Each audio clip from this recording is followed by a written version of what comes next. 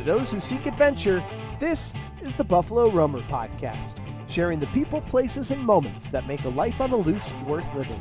The thing that's going to stick out to you most is when they open up that plane door. The cold is something like you've never felt. The jungle's so thick, even if you had a machete, you couldn't get through it. There's a huge blonde grizzly bear.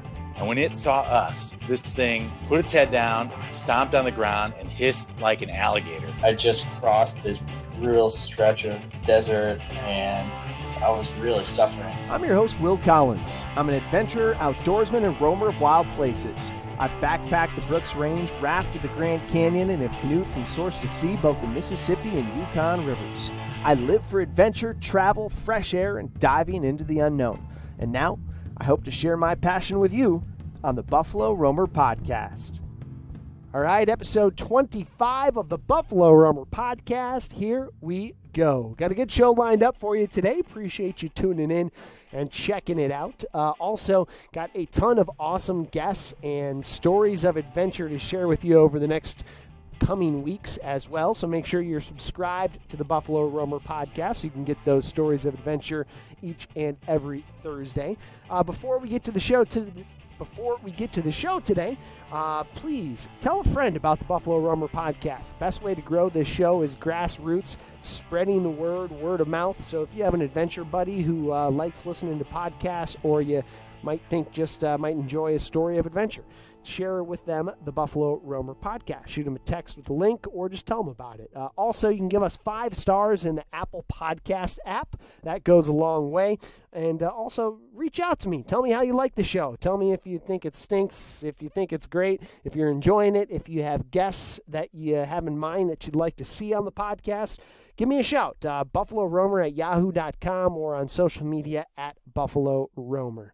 All right, the episode today is with Arthur Swidzinski of Shred America. Arthur and 4 of his friends did a 1,000-mile skateboarding and biking trip from Chicago, Illinois to New York, New York. They have a film about it. It is currently out on Amazon Prime Video as well as a bunch of other places. Amazon Prime is where I checked it out first. So search Shred America and you can see their full-length documentary about the journey that we discuss here in this episode. So without further ado, here you go. Arthur from Shred America on episode 25 of the Buffalo Roamer Podcast. Interested in picking your brain about the making of the film, the whole trip, and all that stuff. So looking forward to it, man. Thanks for a little bit of time. Hey. Anytime you want me on, I'm on. I'm there. Sweet. Okay, so give me a breakdown of Shred America, what it is, what the trip was, and I guess like if you were to sit down at the bar and someone's like, "Hey, tell me something cool about you." How do you explain Shred America? So Shred America is a documentary about how not to skateboard from Chicago to New York City, because when you're done watching it, you'll know. You'll see that we messed up the entire way, that we didn't know what we were doing. People thought we did. They thought we had a route plan. They thought that we, had trained for this and that we kind of knew what we were doing, but we really didn't. And we went out on this trip. I was 20 years old. I'm 33 right now. The film was completed 2 years ago and found distribution early this year when it was released. It's just been like a really long road putting this movie together. And it's basically like it's a travel film and it's a coming of age story. So it's just, we had a really terrible review on Amazon recently and she described it perfectly and gave 1 star. And I was like, that's you described the film and she's like, these kids are idiots. They didn't know what they were doing. Like, I can't believe, they even survived this thing. I'm like, this is perfect. It's exactly, you're saying it exactly what it was. Like, I can't argue with that, That's funny. So it was 4 of you, and you decided to take skateboards and bikes and hatch a trip from Chicago to New York, roughly about 1,000 miles or so. And yep. What was the impetus for this trip? You guys are skating buddies, or what? Why skate across America, or skate from Chicago to New York? Yeah, I mean, we got that quite a bit. People are always like, "Well, why are you doing this?" Like, what's the reason? And the the answer was always like, we're just doing it for the hell of it. We're doing it because we're young. We're doing it because we can. We're doing it because, you know, at the time we were free, didn't have any responsibilities, didn't have any, you know, crazy salary jobs with like insurance or whatever.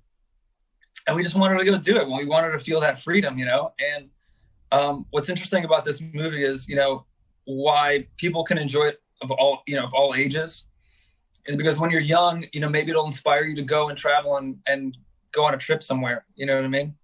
And if you're older, you might be able to reminisce about that time when you went to Europe, you backpacked, or you went on that hike for a week with your buddies. Or maybe you think, maybe it'll, you know, make you, even if you're older, it might make you think like, hey, maybe I go hop on a bike and I you know, take a couple of days and go on a little day trip, you know, go and do some bike touring. So yeah, it's one of those movies that everyone can get something from it.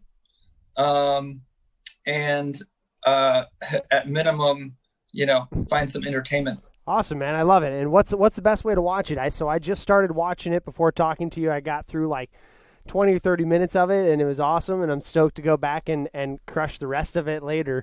I was watching it on Amazon Prime. What's the best way to check it out?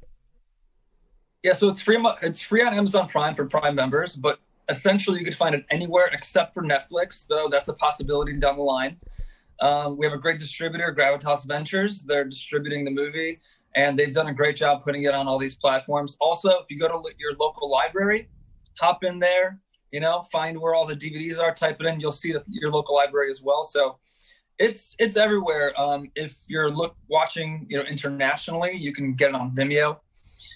So we're in like all the markets right now, and just essentially, you know, just pushing the film and literally, you know, doing a grassroots thing where we're messaging people individually on Instagram, and I'm sending them voice messages and I'm saying, hey, how you doing? This is the director, and our movie's out there on Amazon Prime, and check it out, you know? So, awesome, man. I love it. And I thought it was cool just in the beginning of the film. It's an awesome trip, and I'm a skateboarder, a skater, and I love the idea. But I thought it was interesting in the beginning talking about grassroots, reaching out to people. You know, on this podcast, I get to talk to a lot of badass adventurers who do like really cool shit, all kinds of awesome stuff, and it always seems like nobody knows about them. Like there's this crazy person and nobody's ever heard of them or anything, but yet you guys were able to do this awesome trip, and it seemed like in the beginning of the film at least that there was like a lot of media attention, and you guys were able to like kind of like drive some interest in your journey. So I thought that was cool, and curious what that looked like from your end in terms of like getting that going and how it all played out too. Yeah, I mean, you'll see as you kind of go in through the film, the media attention kind of builds greater and greater as we get to New York City. So that played a big part in the film as far as like as being 20 years old and getting attention from Fox and CNN and the Associated Press and Oprah Radio and Good Morning America. And all these different things, all these different outlets, like as a 20-year-old, you know, you're kind of like a little overwhelmed. And also you're kind of thinking like, hey, this is crazy. Like, I can't believe that this has become kind of bigger than us. And so, yeah, we thought we were badasses. And then when we got home, we're like, yeah, we're cool. And then like it all faded away, you know, after, sure, you know, we were just kind of like background noise. And it was interesting, like, just, you know, especially like going on, I think, you know, getting to New York and getting on Good Morning America was one of those things where it's like, you look back at and you're going to like tell your grandkids about them. They're gonna be like, well, it's Good Morning America, Grandpa. And they're gonna be like, don't worry about it. Just watch the movie, you know? So yeah, it was, I guess, pretty cool that they just like they latched onto it like that, and it really helped us later on with like selling the film and everything like that, and getting and sort of using that media attention as sort of like a little bit of a way to get more media attention. Sure. So but yeah, so that's pretty much, and it's all about the grassroots. Like the way that we were able to gain the attention of the media is literally emailing over and over and over again, and we had a bunch of people say no to us, and eventually you get that one yes, so you just kind of got to keep trying.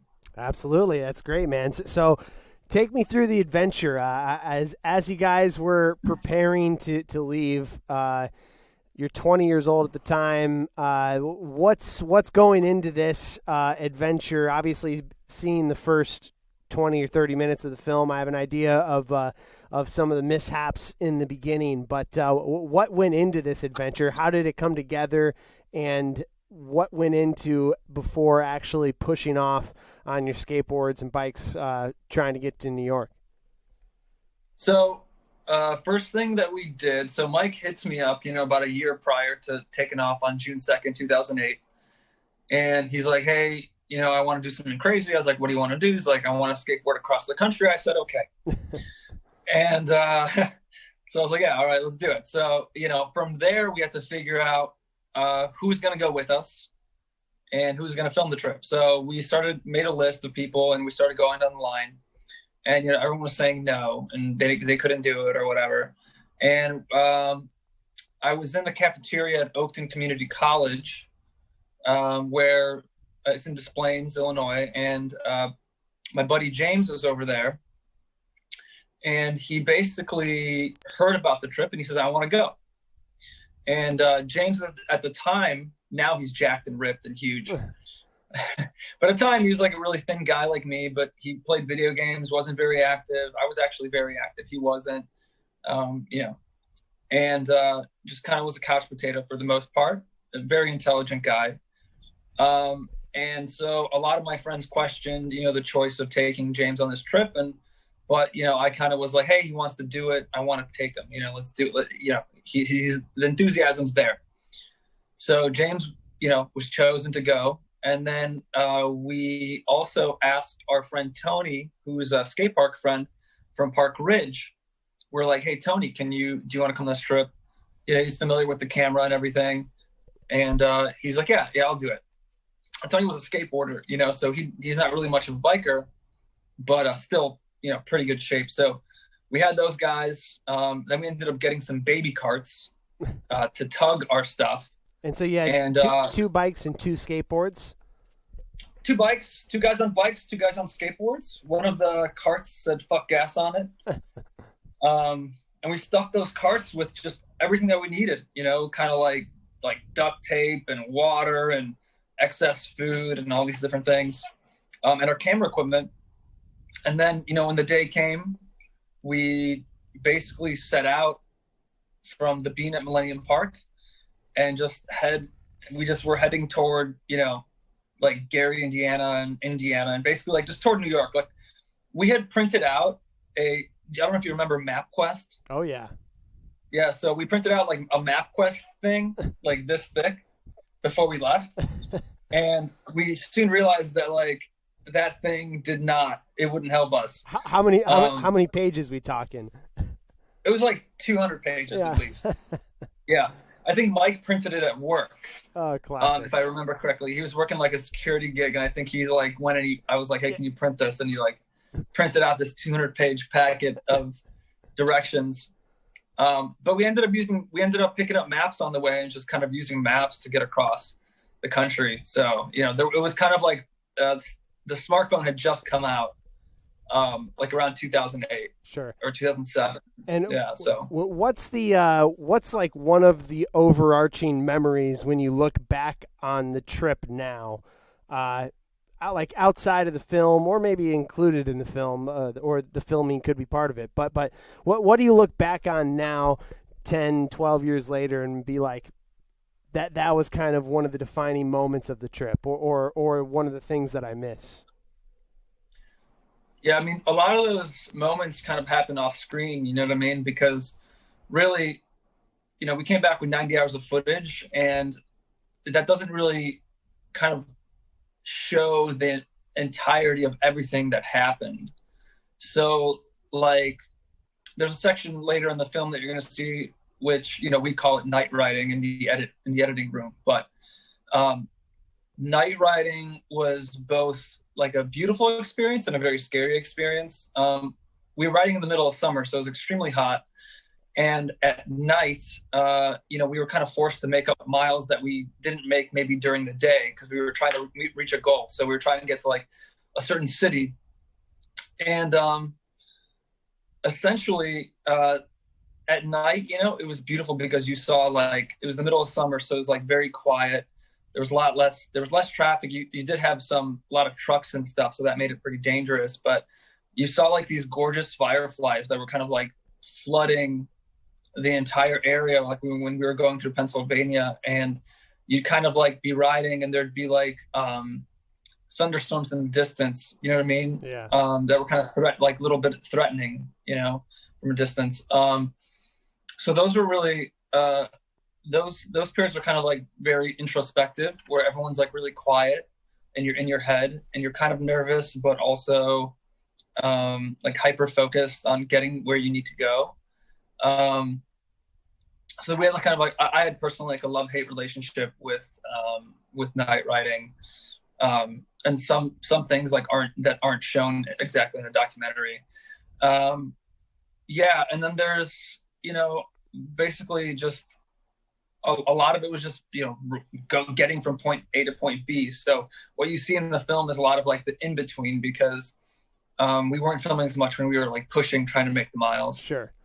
And what was there any area in particular that sticks out to you as being an awesome stretch of skating?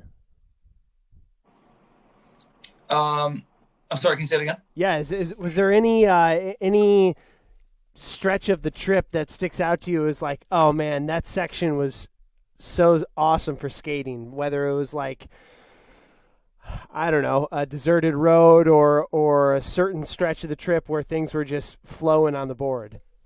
Oh man, there was this one place, and I remember it, and everyone remembers it because you know, it was amazing. But there's this one area, and I think it was in Ohio, where it was just like the most mellowest downhill ever for like 3 miles. The best. So like we're literally just like standing there, and like we're going just like 15 miles an hour, which is like, you know, a calm cruising, right, comfortable speed. And we're like 3 or 4 miles. We're like, this is amazing. And we didn't push out. It's like we were being like pushed by the air. It was just incredible. That's awesome. And so to go back to leaving the trip, you know, one of the challenges that I'm sure you guys faced was just navigation in general. Leaving out of Chicago on the first day, you were all turned around in terms of how to actually even get to Gary, Indiana. How did the navigation end up playing out for you guys? Some of it was, you know, talking to locals. So some of it was like, hey, you know, should we go this way? Should we go that way? What's the terrain if we go straight? You know, because the map doesn't really show like if there's a huge hill or, you know, some kind of obstacle that we have to get around. So outside of that, we just use maps for the most part, you know, just to kind of, you know, maps, and then kind of like had our fingers crossed that like, this is going to be okay. This is like kind of the right way to go. And then also like we try to hop on some interstates in Ohio, and like actual interstates, you know, in Ohio, and that didn't work out very well because the police kind of were pretty pissed about that. Yeah. Sounds terrifying. Yeah. What was there any thought process other than just straight getting point A to point B in terms of how you would attack your route? Like, did you try and go on less traveled roads? Did you try and go on just the shortest point A to point B? Yeah.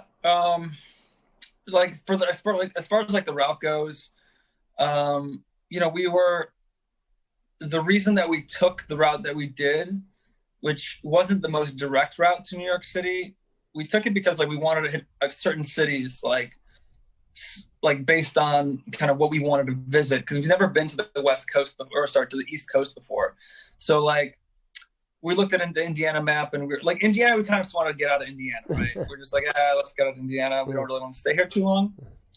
You know, there's some beautiful places in Indiana, but it's they're not necessarily located on the roads that we were going on. It was kind of like farm and flat land, and that's pretty much all we saw in Indiana. Nothing like too crazy. It wasn't like the Indiana Dunes, Right. national park or anything.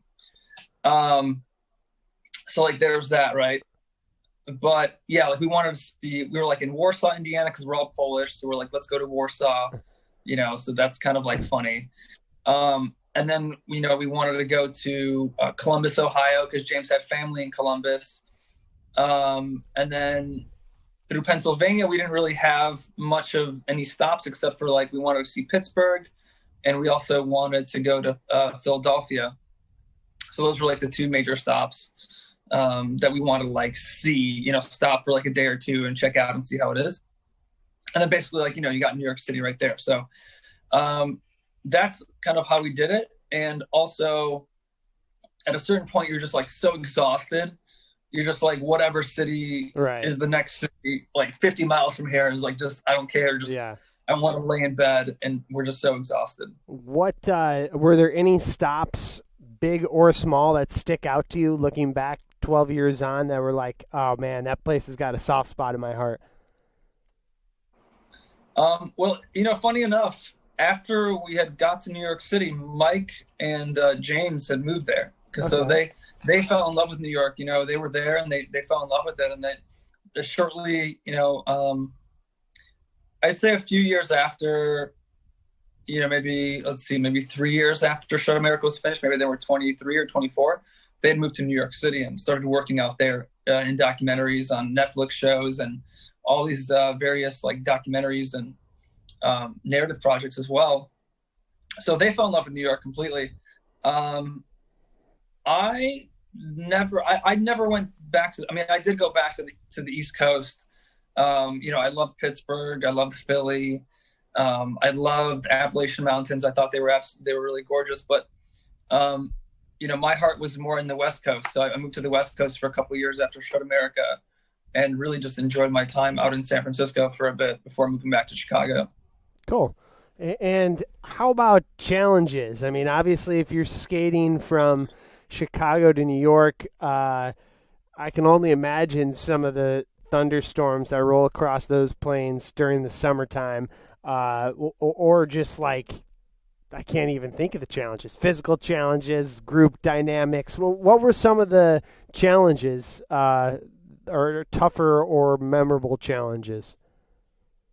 Well, I personally hated like walking up hills, right? Like we had to walk up when we got to Pennsylvania, like we had to walk up. Yeah. And the thing is, like, every state had its own set of challenges. Like when we were in Indiana, it was really fucking hot. Like it was so hot, like the whole way. It was just like, we're just sunburned, and we're just like dehydrated, and we're exhausted because we're not in the shape that we should have been when we went on this trip.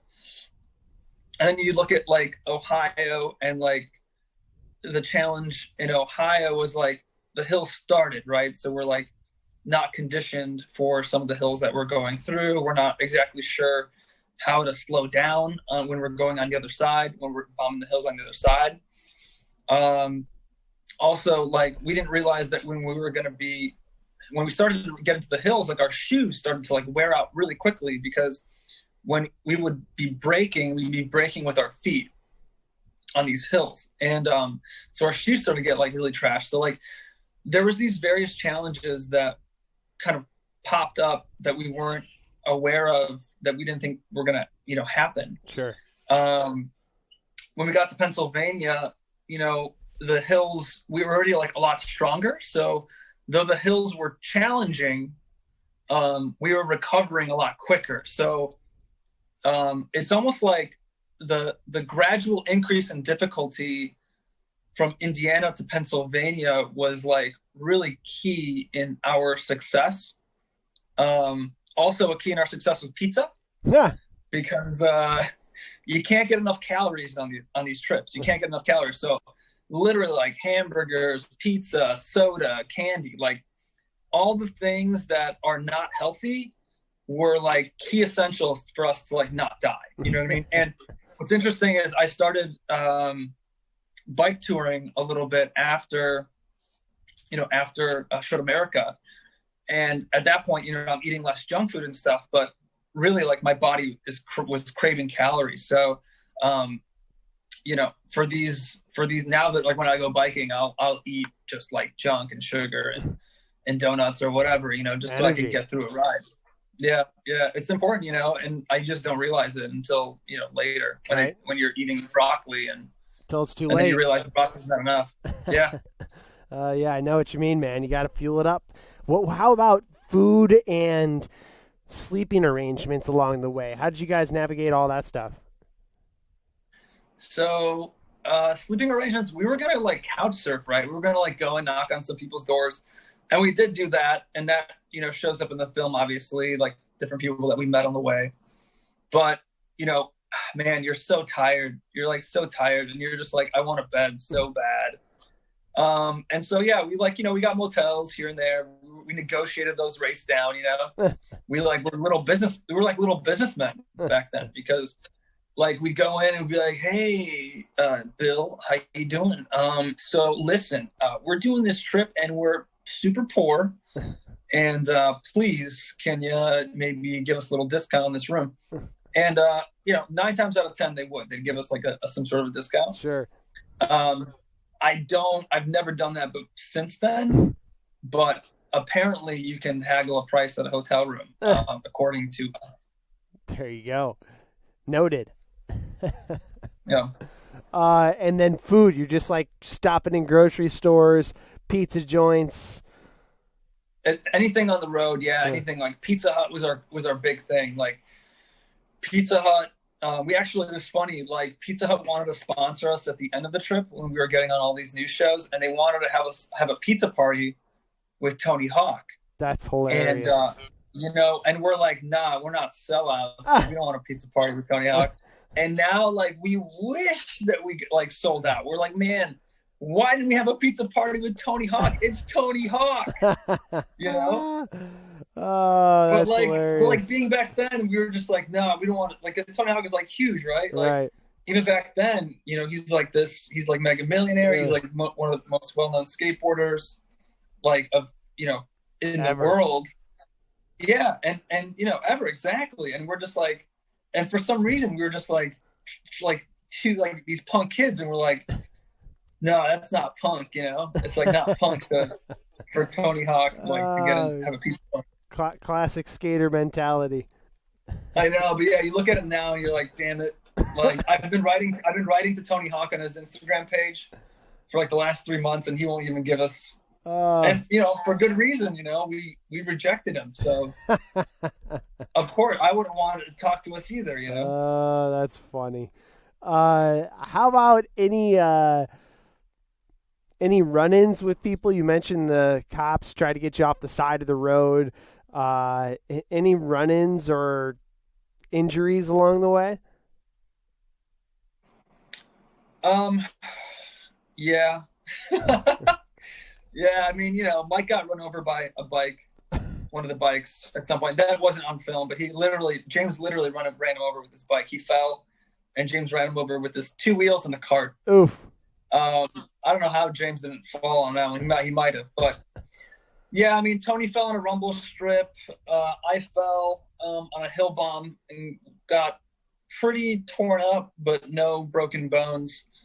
Couple of close calls with the cars. So, that's something you always have to worry about. There was a couple of close calls with trucks. One thing that you really have to take note of is that, a trip like this is dangerous. It's dangerous, and we were very lucky being, not, we just weren't severely injured, during this entire time. We were on the road for about 35 days, right? And, we didn't do it exactly in the safest way possible, because it was kind of our first time, doing this. So, you're not always that lucky, you're not always that lucky. Some people could fall asleep on the road, some people swerve off the road. A lot more people are texting nowadays.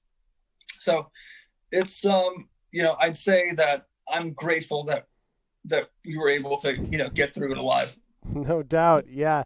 Because anytime I go in like bouts of skating, and I don't skate per se. I've never, really used traditional skateboards, but I always have been cruising on longboards my whole life. And I'll go through bouts where, like, if I'm really skating, I always say I'll eat it at least like once a year, like one good solid eat where I just crept up on me, didn't see it coming at all, big rock in the middle of the path or a big stick or something, and just completely eat it. So I have to imagine that bombing a hill on the side of the road 30 days in or however long it was, a couple things have to pop up and make you spill, I'd have to imagine. Yeah. I mean, it's just there's always something, there's always something. There's also like wild dogs, that's like literally a thing. There's like wild dogs just kind of chilling on the side of the road, just like waiting for you to like fall over and just get hurt so they can eat your insides, You just gotta, I mean, it's a wild world out there, man. It's a wild, I mean, the thing is like, and I love it. Like, I love, like I said, like afterwards, I kind of picked up bike touring a little bit and haven't done any like major tours, like a couple days here or there, but there's just something to it, like this long distance traveling. And there are more and more people doing it on longboards and on skateboards. And we're not the first people to like, cruise across country, or we're not the last, we're not the first.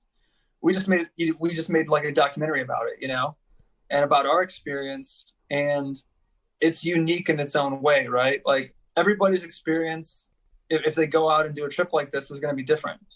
It's going to have a different outcome, but at minimum, you're going to learn something about yourself, and you're going to learn something about who you are, what makes you tick.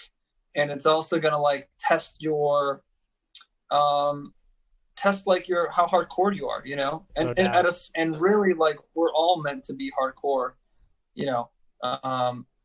we're all meant to be hardcore, in one way or another. It might not be in traveling across the country, you might be, hardcore at just playing basketball, or you might be hardcore at like math or studying or school or whatever, but like you find that thing that you love that makes you tick, and you go after that 100%. And that's like the most beautiful thing, Absolutely, man. Absolutely. I love it. And what are some of those things that you picked up from the trip looking back on it? What did you learn? I think the biggest thing that Shred America gives me is, when I look back at it, it reminds me what it meant to be a kid, right? Like, I'm 33, I'm running my own business. I am like very focused on, goals and all these different things. And like where I'm going to be in 10 years and, am I going to buy this house or what? And when you're a kid, man, you don't think about that shit. You just think about living every day. You know what I mean? You wake up every day and you just think about what am I going to do today? What am I going to do today that's fun? You know what I mean? And at a certain point, bro, I will tell you, like, I lost that, and this was a couple of years ago. Like, I lost that feeling of being a kid. And I remember I was in New York with Mike, because I would visit New York quite a bit, before COVID or whatever, and did a fair amount of traveling in like the last 2 years, just kind of trying to like rediscover what I love and what I want to do. And my mind drifted a lot to Shred, and I told him, I said, we used to just create to create. We used to like not overthink these things. We just like create stuff because that's what we wanted to do, and we didn't really care about like the audience, what is the audience gonna think, or where's the money gonna come from for this, right? Or all these different things that like we worry about now when we're looking at it from like a business side of things, and when you're making a movie, you do have to look at it from a business side, you know what I mean? But like finding that spark and finding that that youthfulness, that like engages you, so like Shred America has been for me is like the pinnacle of like youth, right? The pinnacle of like what being youthful is. And because the film is out there, it's the constant reminder to me what that feeling felt like. And when I watched the movie, and I've watched it, probably hundreds of times over the course of the last 10 years when we were putting it together. But when I watched that movie, I really do think about that, and it brings me back into that state. It brings me back into like what's important in life, what's important, how we should be sort of like not serious all the time. Like I joke, I'm not serious like 90% of the time, and even with my clients or like my professional clients, sometimes I'm not serious with them either. Like I joke around and stuff, and I've like probably lost some clients because like I'm sort of like I'm not like 100% professional. Like I'm sure not I keep squared it really away. loose. I keep the conversation loose and I keep it fun, right? And I'll tell you about my day. I'll tell you about like I'll get personal. I'll tell you about my day and everything like that. And I want to work with people that also feel that way. So that's why I put myself out there in that way, like because I want to be myself in all situations. Sure. Like no matter what. Like if I'm with you or I'm out with like my girlfriend's parents or whoever, like I'm always going to be who I am. And so it's like, and I want to attract people like that into my life. So yeah, so I keep that child mindset. Yeah, it's great. Whether people like it or not, No, absolutely. It's great. And it's a good perspective to have. It's easy to get lost. It's easy to get your head in the sand with everything that's going around in your immediate, world, your life, your money, your family, your, whatever it may be. But it's important to be able to recognize and take a step back and realize what matters and the things that make you happy, and having the perspective to be able to, realize that, you can go outside and get some fresh air and relax a little bit and it'll be all right, right? Yeah.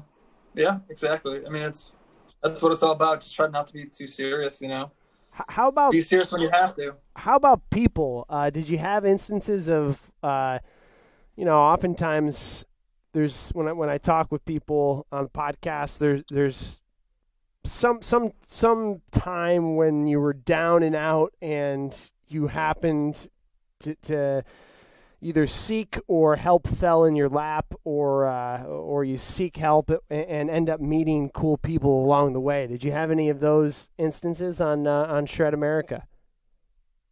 Yeah, it's almost like always there was some kind of a helping hand there to like give us some kind of assistance, And it was like in the craziest ways, like it in the bathroom of like of a store, there'd be like someone, you know what I mean? Like we'd meet somebody just in the middle of the road. They'd stop us and ask us what we're doing, and they'd give us a place to stay, And so, people are inquisitive and they want to know what you're doing. And if you're doing something cool and interesting and something that they perceive as like different, a lot of times they'll, they're good people out there. You know what I mean? Like,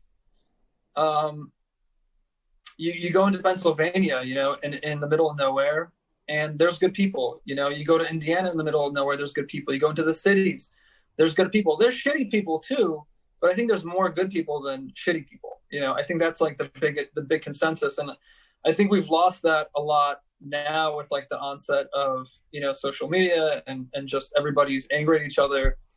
But really at the end of the day, we just all I really do believe we want just like a better world. And I think if we all could like sit down and talk to one another, we'd see that we have a lot less differences than we do. I think we have a lot more similarities than we do differences. If we just sat down and talked with each other and hung out with each other, you know what I mean? I mean, everyone that we met on the road, they were raised differently. They were raised with like different beliefs and all these different things, but we got along, and we had fun, and we had beers, we hung out, we high fives, we ate food together, and it's just one of those things that it's like,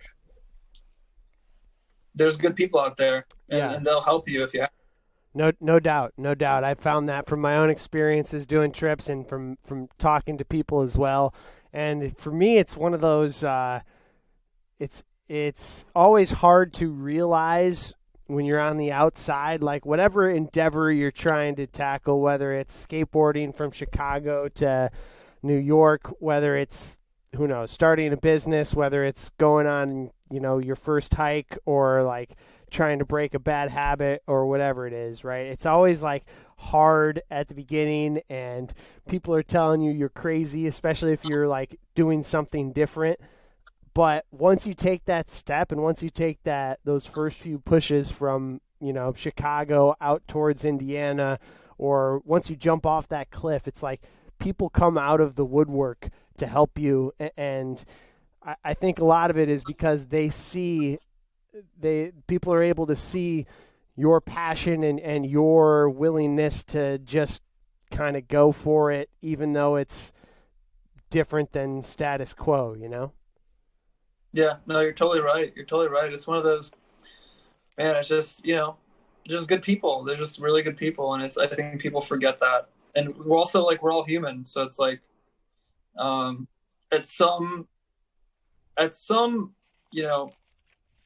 core of like our insides, we're all social creatures. So we want to help each other out. And also we were young too. So it's like, we were 20 years old. People are looking at us like we're babies. They're like, who are these really young kids out on this thing? It's like a little bit different if Tony wants to do a trip when we're 60 called Dead America, where we're all, and whoever doesn't die wins.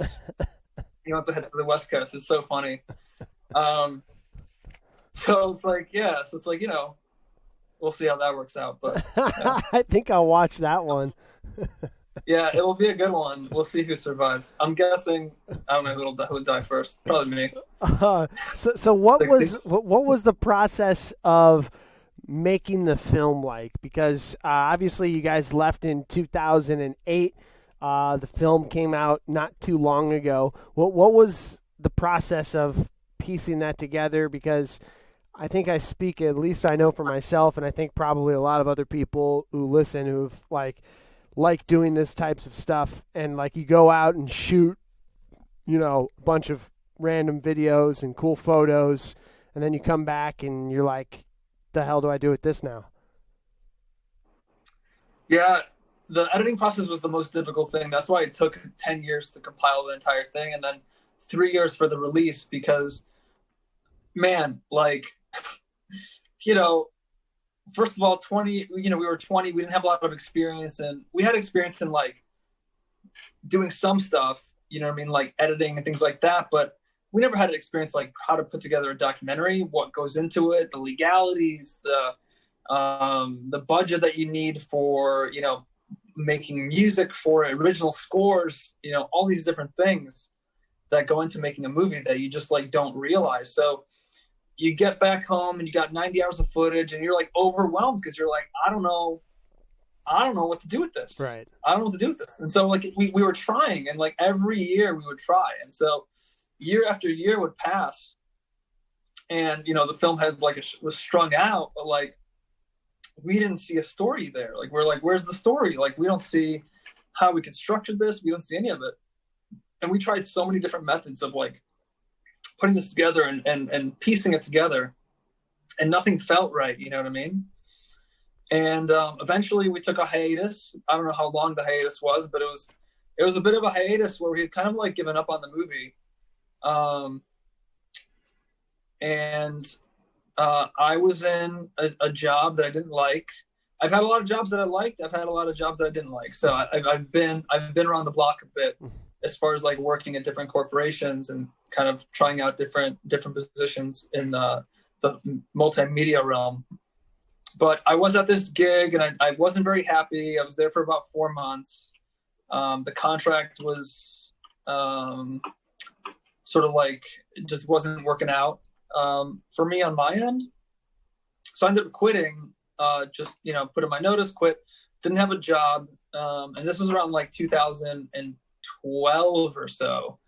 And started to piece together the film as far as like sections into sections.